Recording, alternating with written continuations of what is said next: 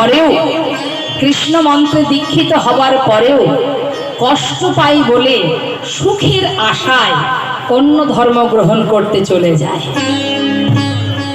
অন্য ধর্মে সুখ আছে, কৃষ্ণ নাম নিলে, গোবিন্দ মন্ত্র জপ করলে তাতে কষ্ট, অনেক কষ্ট।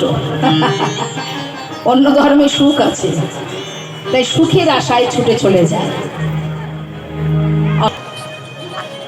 সেদিনে আমি একটু দেখছিলাম বাবা, মোবাইলে দেখছিলাম, এক বাবাজির কাছে বিধর্মী এক মুসলমানের একটি মেয়ে,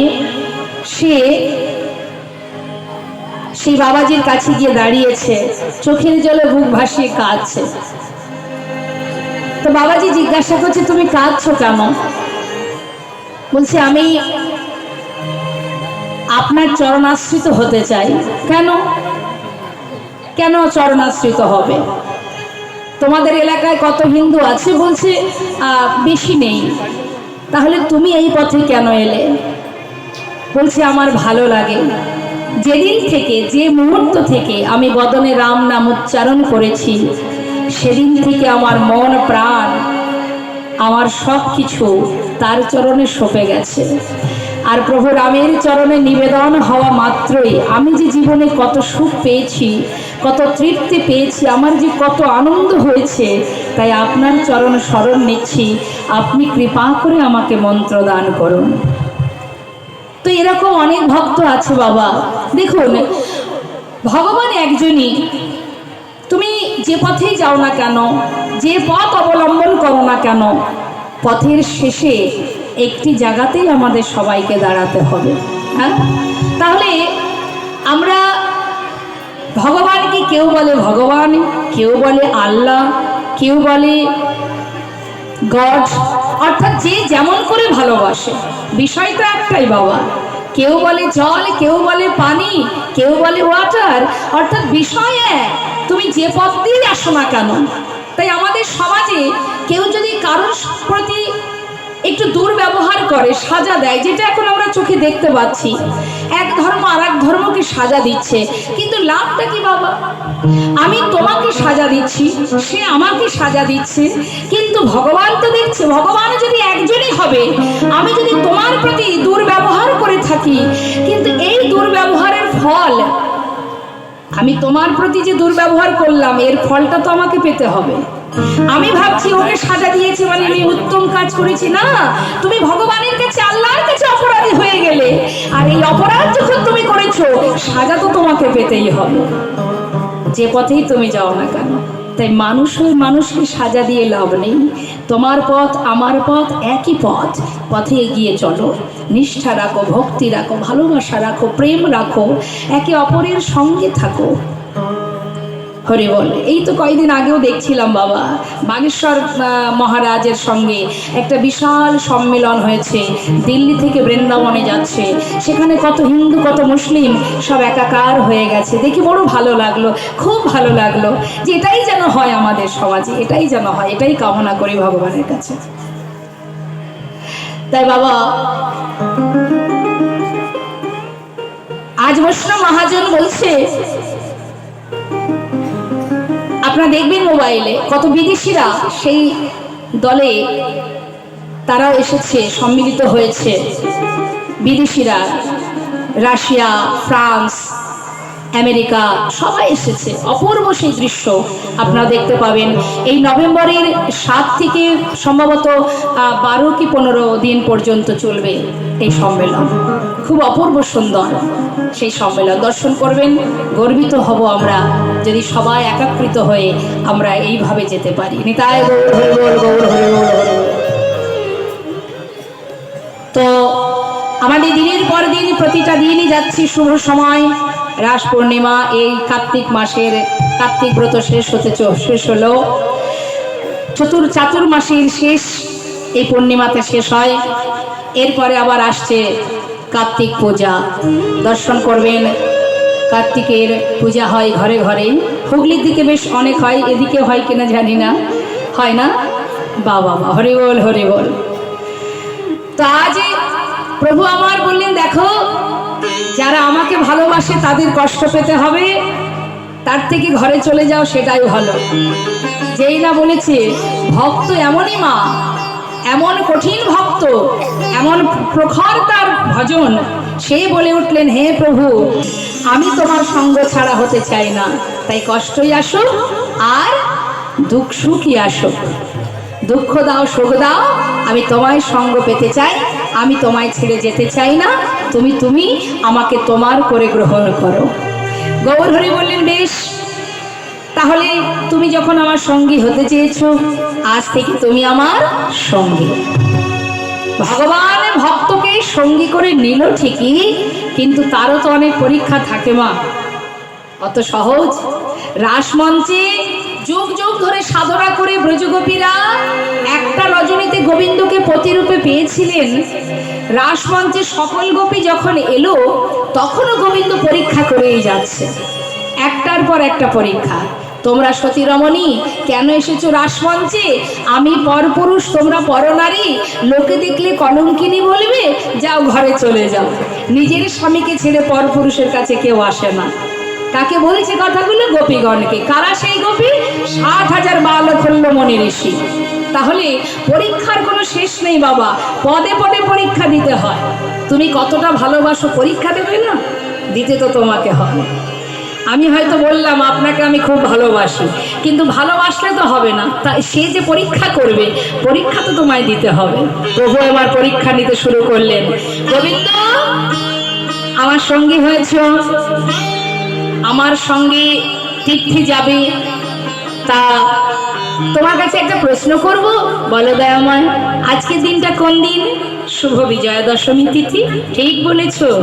শোনো গোবিন্দ, আজই আমরা এই নীলাচল ছেড়ে যাত্রা করব। চলো সবাই কৃষ্ণ নাম গাইতে গাইতে আমরা যাত্রা করি। নিজে কৃষ্ণ হয়ে নিজে কৃষ্ণ বলছে আর জীবকে শেখাচ্ছে। এদিকে ভক্তরা বলে উঠলেন, ও দয়াময়, কৃষ্ণ নাম আমরা কেউ গাইব না। আমরা কেন কৃষ্ণ নাম গাইব? আমরা যদি গাইব তাহলে আমরা আমাদের প্রভুর নাম গাইব, অর্থাৎ আমাদের ভগবানকে। মা, কলির ভগবানকে জোরে বলুন, কি বললেন? কৃষ্ণ, কলির ভগবান কৃষ্ণ। কৃষ্ণকে চিনলেন কোথা থেকে? সে তো দাপর যুগে, আমরা তো কলির জীব। হ্যাঁ,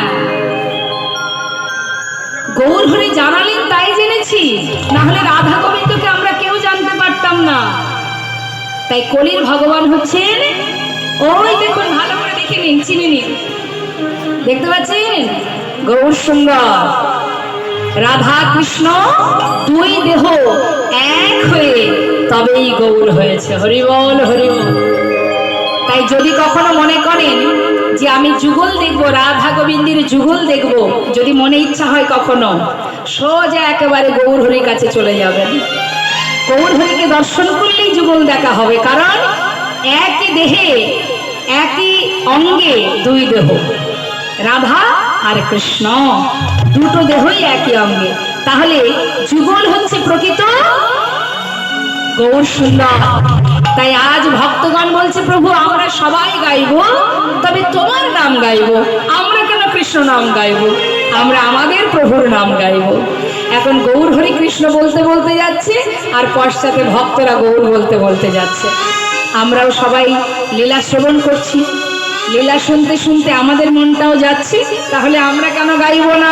সবাই তো বাহু তুলে একসঙ্গে গাইব। তুলুন হা।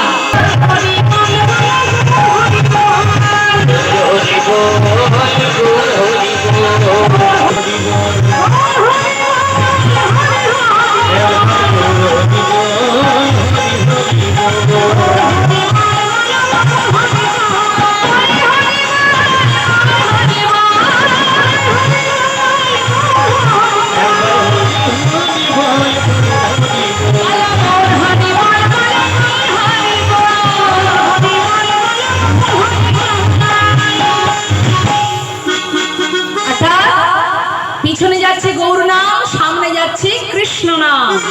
প্রভু একা একা যাচ্ছে মা, কৃষ্ণ বলতে বলতে বেশ কিছুটা দূরে এগিয়ে গেছে। যেই না এগিয়ে গেছে, পশ্চাতে ভক্তগণ ডাকছে, ও ও প্রভু। কেন ডাকছে? প্রভু অনেক দূরে চলে গেছে তো, ভক্তরা তো রাস্তাঘাট ঠিকঠাক চেনে না, সবাই প্রভুর উপরে ভরসা, এখন প্রভু আগে চলে যাচ্ছে বলে ডাকছে। যেই না ডাক দিয়েছে প্রভু থমকে দাঁড়িয়েছে, একটু দাঁড়াও একটু দাঁড়াও, দাঁড়িয়ে আছে।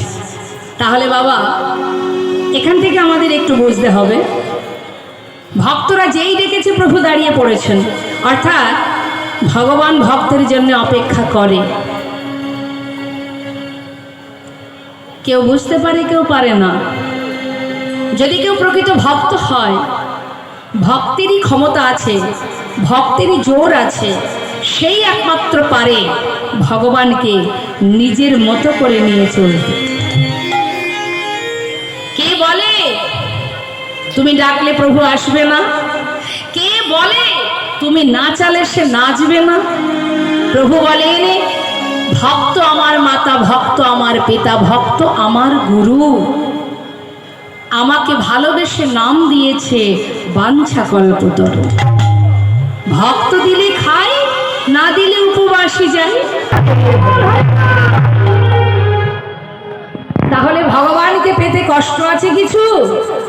ডাকো, ঠিক করে ডাকো, টাকা পয়সা ধন সম্পদ দিয়ে নয়। তিনি বিশ্ব ব্রহ্মাণ্ডের মালিক, ঐশ্বর্যপূর্ণ ভগবান। তাহলে তার কাছে অর্থ দিয়ে পাওয়া যাবে না, একমাত্র ভালোবাসা দিয়েই তার মনকে জয় করা যায়। ভগবানকে নিজের বশে আনার উপায় কি? আমার কথায় উঠবে বসবে। বৃন্দাবনের ব্রজগোপীরা রাসমঞ্চে গোবিন্দকে যেভাবে নাচিয়েছিলেন, ভগবান নাচতে বাধ্য হয়েছিলেন। কি মা? হ্যাঁ, তা আলাভোলা গোয়ালিনী যারা কিচ্ছু বোঝে না, ওই দুগ্ধ দহন করে নিয়ে ক্ষীরননি মাখন তৈরি করে হাটে বাজারে বিক্রি করত গোয়ালারা, বৃন্দাবনের গোপীরা, তারা গোবিন্দকে নিজের করে বেঁধে রেখেছিল, যেভাবে পেরেছে সেইভাবে নাচিয়েছে। কিভাবে তাকে বশ করেছিল? কিভাবে? টাকা পয়সা দিয়ে? তাহলে পাণ্ডিত্য দিয়ে?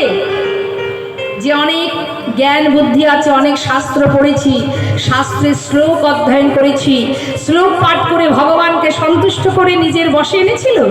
না, তারা ভগবানকে নিজের বশে এনেছিল একমাত্র তাদের প্রাণ দিয়ে তাকে ভালোবেসেছিল। হরি বল, হরি বল। এই তো কাজ। ভালোবাসো, ভালোবাসার মতো বাসো, তবেই সে তোমার ডাকে আসবে, তোমার কথা শুনবে। মীরাবাই জীবনের সব সুখ পরিত্যাগ করে গোবিন্দকে পতিরূপে, স্বামীরূপে বরণ করেছিলেন। তাই যখনই সে ভজন গাইত, তখনই মীরাবাই সামনে ভগবান স্বামীরূপে তার সামনে এসে দাঁড়াতেন। এই হচ্ছে ভালোবাসা। বিশাল কঠিন কাজ নয়, বিশাল আশ্চর্যের বিষয় নয়, শুধু হৃদয় দিয়ে ভালোবাসো, সঁপে দাও তার চরণে। তাই তো একটা ভক্তের গান আছে, মা অচ্যুতম কেশবম কৃষ্ণ দামোদরম রাম